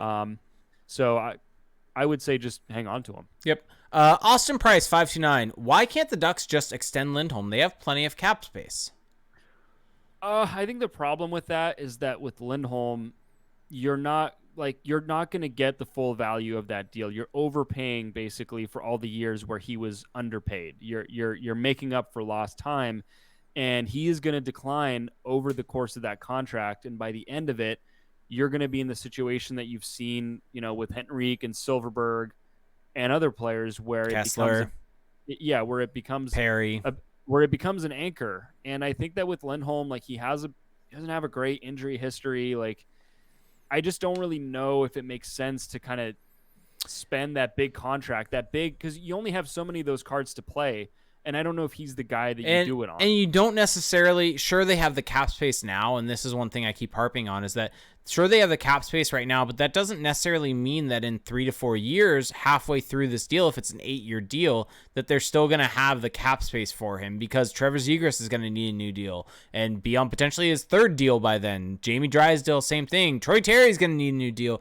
Like it's all fine and dandy right now that they have the cap space now, but over the course of that next deal for Lindholm, all these guys are going to need new contracts and they're going to be in their prime years as Lindholm is X's prime years and is overpaid. I mean, it's the same thing with Jakob Silverberg right now. It's the fact that he's getting paid like he's a top 6 winger, and he is not that. He's a at best 3rd line winger right now, probably closer to a 4th line winger.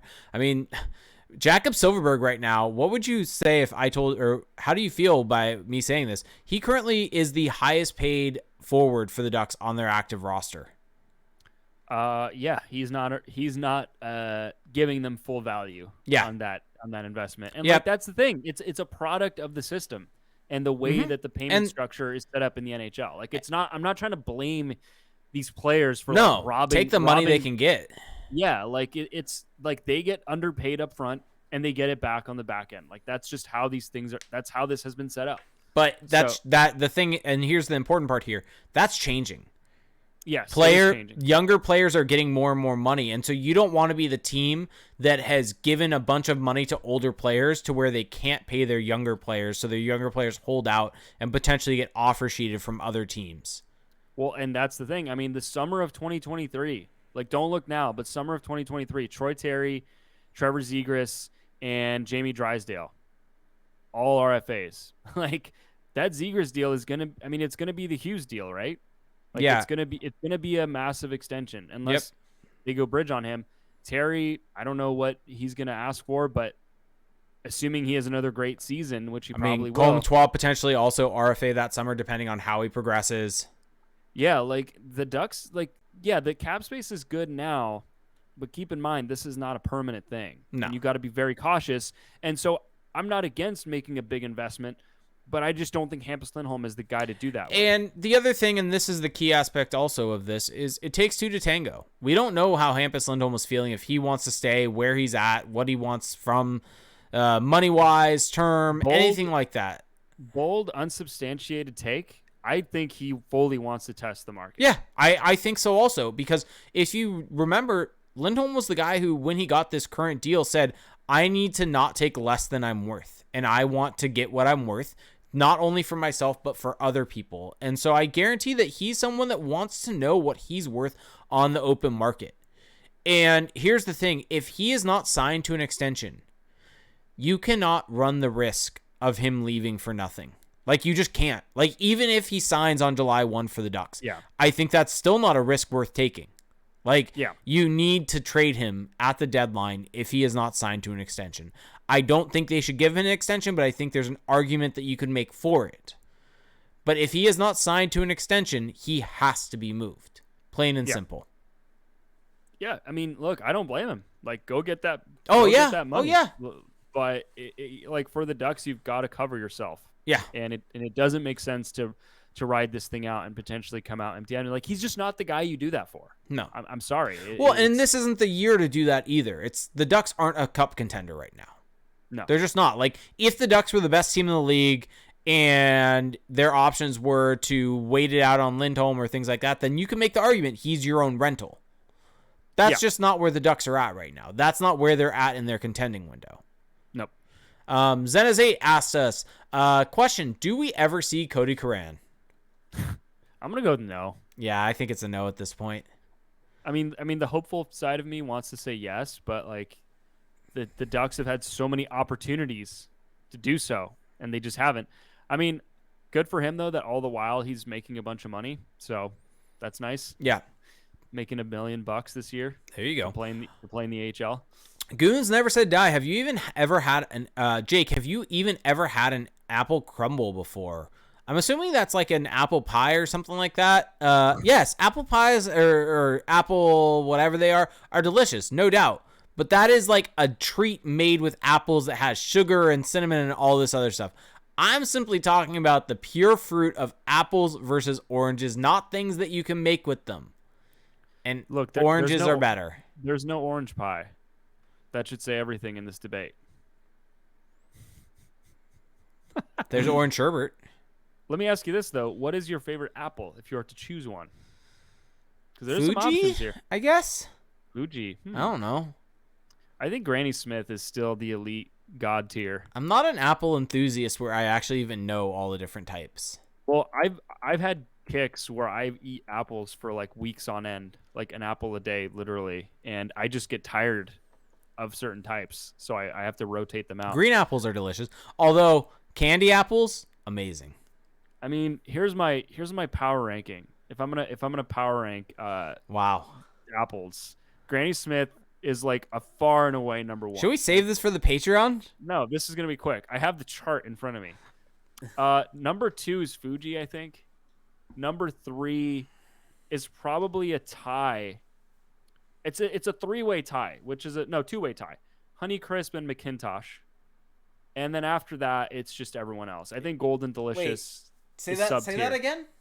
McIntosh? Is that the wrong? Is it Macintosh? Isn't it Macintosh? Isn't that why the brand is called Macintosh? Well, it's MC. It's not MAC. Oh, I don't know. Okay. So I see that as McIntosh. But maybe I'm wrong. Spell it? It's MCINTOSH. How do you say McDonald's? Or how do you spell McDonald's? Well, that's the thing. You say Mick. You don't say Mac. You don't say McDonald's. That's fair point. Touche. Yeah. Touche. So, touche. I mean, Macintosh sounds better. I acknowledge that. I think it's McIntosh. I'm seeing some feedback in the chat here. Don't know if it's in my favor or not. Yeah. But yeah, Granny Smith is goat god tier. Wow. There are bad Granny Smiths though. Trevor Zigoat saying, should the Ducks make the rally monkey a thing like the Angels, like a team pet? I loved that. I felt bad for them. I felt bad for the monkey. Why? I don't know. Well, because he's just being used as like a circus act. Yes, exactly, with the diaper on. I'm sure they treat it well. 100%. Like, I'm sure that there's some ethical standards that have to be met here. Yeah. Trevor Zigoat also asking, how much do the Ducks get out of Gibby if they trade him this offseason? What have we butchered pronouncing? Is it McIntosh? What? Or is it McIntosh? Wait. DB Lowry. Wow, that is a shot. It's definitely Macintosh. Well, shit. I'm seeing some Mac feedback. Okay, I'm happy that I called you out on it then. I feel like by the letter of the law, by the English language grammar rules, it would be McIntosh. I think that MC can go Mick or Mac either way. I think the Mac is just what people have decided they want to call this, but I think it would be McIntosh. No, everyone is telling you you're wrong. I mean, everyone is like three people. And DB Lowry is slandering you in a way. DB Lowry is slandering you in a way that will hurt you very badly. All right, I'm just gonna look it up. How to pronounce McIntosh? This is very simple. Okay. Macintosh. Here. I guess I had it wrong. You know, we can all hold L's. I think one of the greatest abilities of anyone is to be able to acknowledge when you are incorrect. So are you now going to completely continue to say McIntosh for the rest of the eternity of this podcast and pronounce it wrong the whole time? I appear to be incorrect, so I will acknowledge that there's some room for correction here. Okay, back to the point. Damn, I feel like I just got I got. You did. I just sometimes like you get got. I just like that there were shots fired at you in a way that will hurt you badly. I haven't seen those. Oh, DB Lowry just throwing fire. How much do the Ducks get out of Gibby if they trade him this offseason? Probably a lot. Yeah.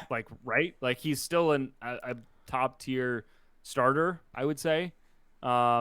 Maybe not top tier, but he's still like seen as a top tier starter. He's playing really well right now. I don't see any reason why he doesn't get a pretty significant return. Yep. And then to Trevor Ziegler was asking about contract stuff. Yes, Terry, Comtois, Zegras, Drysdale, all up the same summer.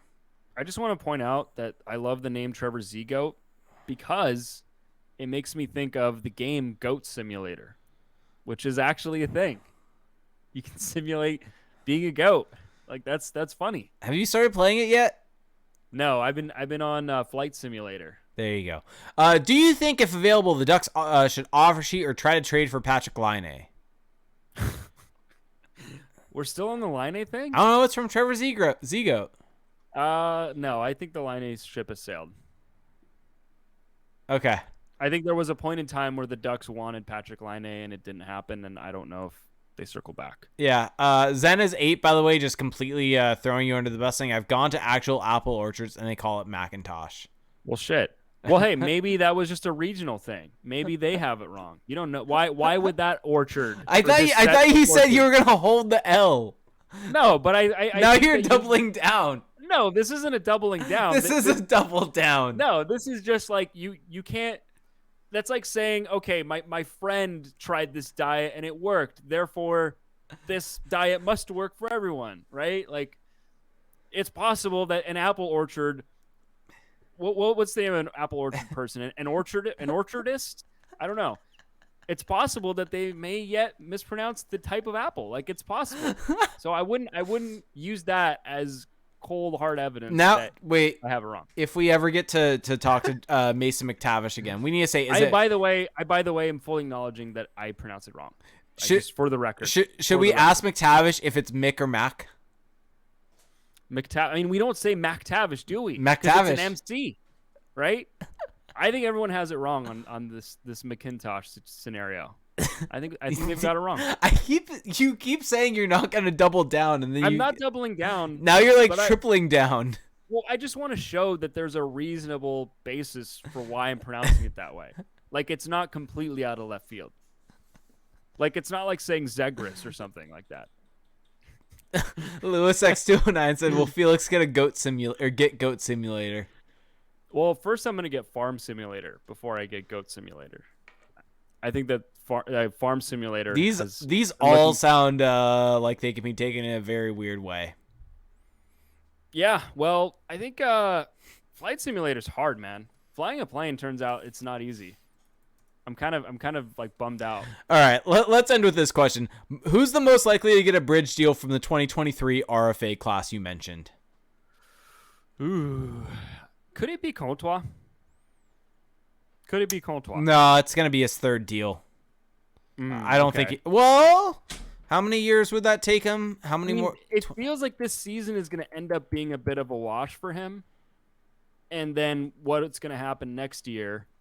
So does he kind of want to do the same dance again and just hope that like there's more, normalcy? He has a couple good seasons. I mean, is a 3-year deal a bridge for him? I mean, if it takes him to UFA. That's what I'm thinking. I could see him wanting a bridge to get to UFA. Or the Ducks could bridge so that it's the year before he's a UFA. I think Troy Terry signs his UFA deal basically in 2023. I think he gets locked up long term. Sorry, say that again? I think Troy Terry signs what would be seen as like a UFA type deal. I think Terry, Zegras, Drysdale all sign UFA type deals. Like, I think Terry, Zegras, and Drysdale become lifetime Ducks in 2023. Wait. Agree or disagree? Agree. Real quick, what is the proper way to say Solani? I say Solani. Okay. Why is there some discussion about we all pronounce Solani wrong all these years from Zena's 8? Solane? Sell on any? Who says Solon any? What? Solani. That's like what like Solani. Yeah, Canadians say that. Well, it's like people say Getzlaff versus Getzlaff. The weird thing is that I think Steve Carroll says like Getzlaff. Yeah. Or says it. Yeah. There's like disagreement on this within the Ducks, and I think Ryan Getzlaff says Getzlaff, or does he? I've heard him say both. I think he just strikes me as a guy who just does not give a shit. Is this an Eakins-Aikens situation all over again? Look, you know my stance on that. I don't need to repeat it. I've already had to go to bat for like enough niche points today. I'm not going to go down that. I think it's time that we end this thing. We're at over an hour and a half in. Yeah, we're digging some graves here. Especially you. I've said nothing wrong. Everything I've said, you can fact check it. You can analyze it. Sure, Mr. McIntosh. Hey, I said that's the incorrect pronunciation. I just said it's not like there's a reason why I pronounced it that way, and I think that reason isn't crazy. So that's all I said. Like that's a really like benign argument for me. All right, I think it's time to land this ship. Yeah, I mean, landing in Flight Simulator is really hard, by the way. I've crashed many a plane already. Anyway, on that note, thank you, everybody, for listening. If you have made it through the last 20 minutes, seriously, like, I applaud you. We appreciate you. Hopefully, everybody's new year is going great. Hopefully, you're sticking to those resolutions and that you're making it through. Now, if you have enjoyed the show, if you have enjoyed today's episode or the last however many episodes you've listened to, there are definitely a few ways to support us that are going to help us keep this ship moving. The number one way is with our Patreon page, patreon.com/crashthepond. We have 2 tiers of support. For $1 a month, you have access to our patrons only Discord chat, which is where basically you get to join what I think is the best Ducks community on the internet. You get to interact with some diehard Ducks fans, people that just want to have a good time, that just want to discuss the team in a way that isn't toxic like you'll find on social media. And where you're not limited to talking about the Ducks. You can talk about the league as a whole. You can talk about other sports. We had a bit of a reaction thread going on to the Chargers game last night. We have a food channel where you can get some of these spicy food takes. truly one of the best places. Shout out to everyone in there. You forgot to mention one of the best channels in all of the Discord, which is the wrestling channel. Oh, I actively avoid that. So I No, you don't. So for everyone that is out there wondering, which is probably 0 people, I'll just throw this out there. My new way of trolling the wrestling channel, because that's really what I do. I don't actually want to engage in it. Is I try to throw in a take about wrestling that might seem like it's coming from me, when in reality I'm just cutting and pasting random people's tweets and putting them in.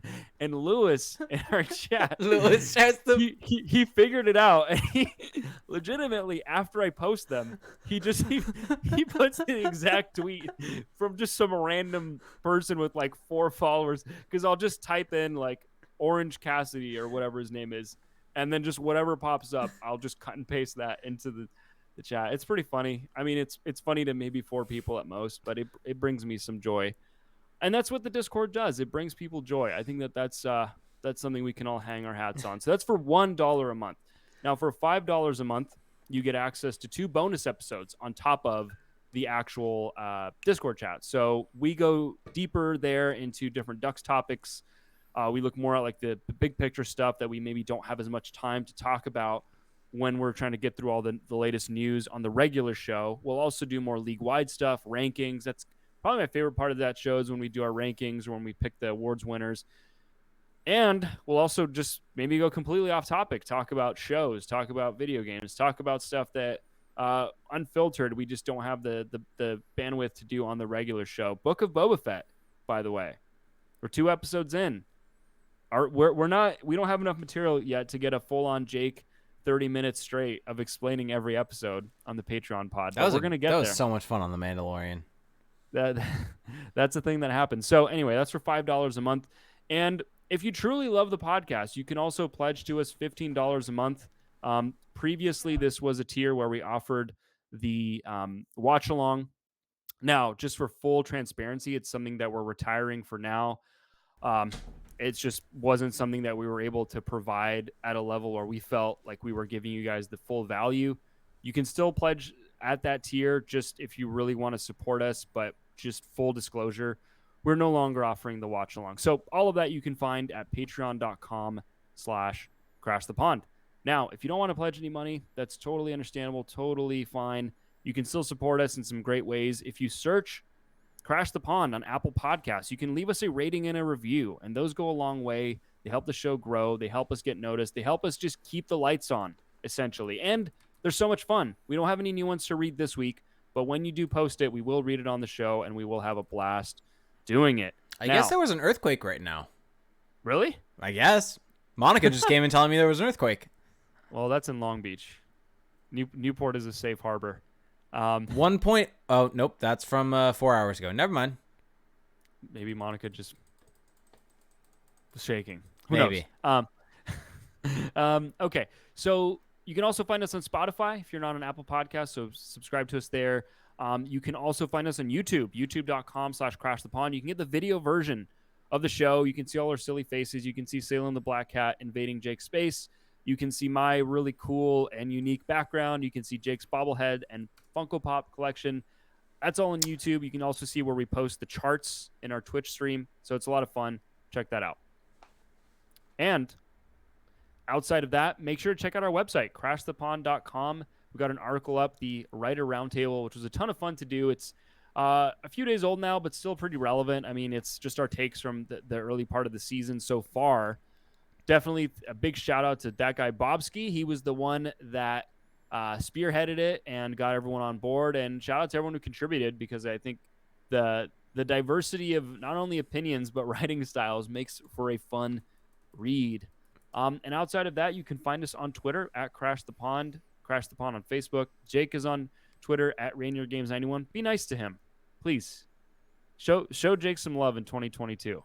Don't ruin Jake's day in 2022. And I'm on. Also, go defend CJ from all the Rangers fans. Yeah, I saw that. Holy crap! I was like, full disclosure, I saw CJ's text this morning, and I was like, it's just, CJ's kind of trumping this up. There's no way this is actually that big of a deal. And then I go look, and it's like, oh boy, The yeah. replies are just vicious.